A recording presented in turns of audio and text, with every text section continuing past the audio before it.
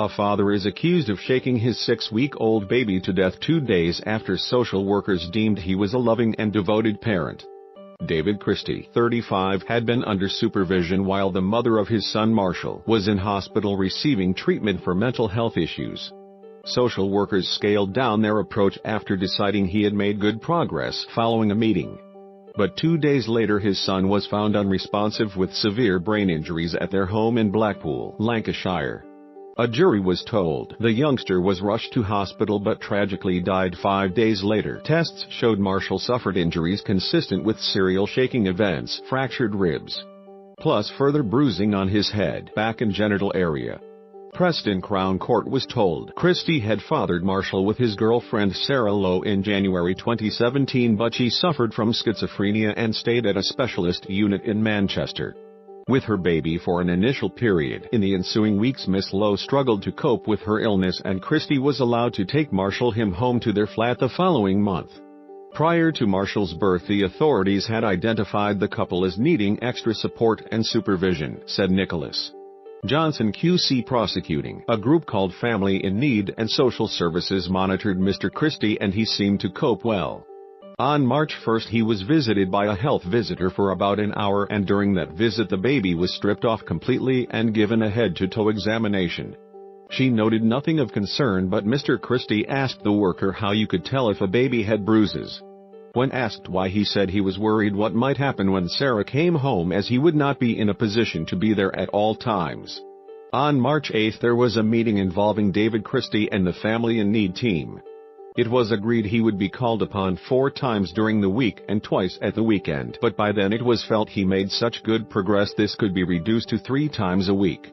That evening a health worker called round to David Christie's flat at a time which coincided with bath time, and at that stage Marshall had no visible injuries. Mr. Christie gave everyone the impression of being a loving and devoted father, but the court heard at 4 a.m. on March 10. Christie rang his sister, then dialed 999 saying, "My little boy has been asleep. I gave him a drink of water but he is not breathing at all. I don't know what to do. I have had to ask my sister to come round." Mr. Johnson added, "It is clear from the 999 call that 2 women were with him at the time the call was made, his auntie and his cousin." Mr. Christie was in fact brought up by his auntie and refers to her as mum and his cousin as his sister.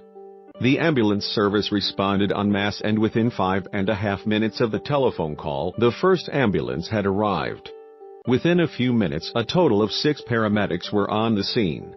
Mr. Christie said to one of them, "Come and save my baby." They found his 6-week-old baby lying on the floor at the bottom of the bed. Mr. Christie's auntie was carrying out CPR. The paramedic noticed that the baby's skin was gray and very cold to the touch. He had no pulse. He was taken straight to hospital, and at the Blackpool Victoria Hospital his condition was investigated and David Christie was asked what had happened.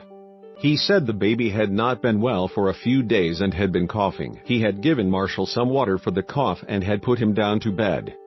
5 minutes later he noticed fluid coming from his mouth and that he was blue and floppy. He said he then called his mum and sister. At the hospital, Mr. Christie said to the registrar Marshall had not been well for a couple of days. He said he had put Marshall down on his bed about 3:40 am and returned about 5 minutes later when he saw fluid coming from his mouth. At that stage Mr. Christie said Marshall was floppy and blue. No immediate diagnosis was made at the hospital for his catatonic state, but police started to make inquiries. Importantly, Mr. Christie said at 3:45 am he heard Marshall cough and it didn't sound good.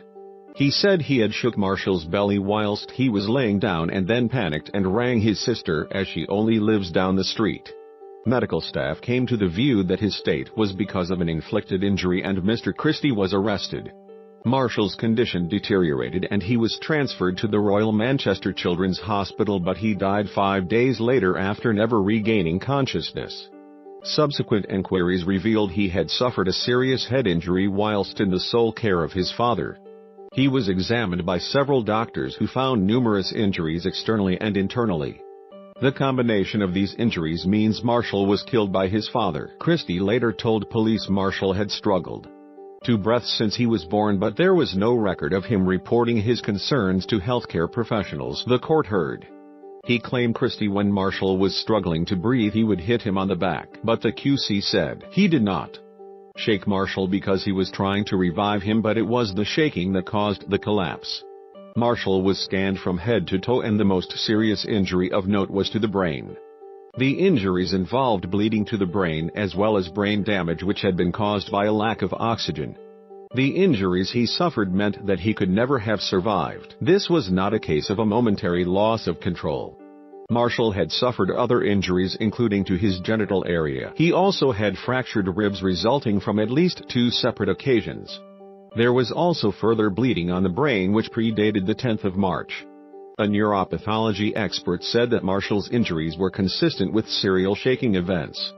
Further bruising was found to Marshall's head and back as well as bruising to his genital area. There was no evidence of any natural disease that could reasonably count for his demise. Christie denies murder. The trial continues. Where the freaks at?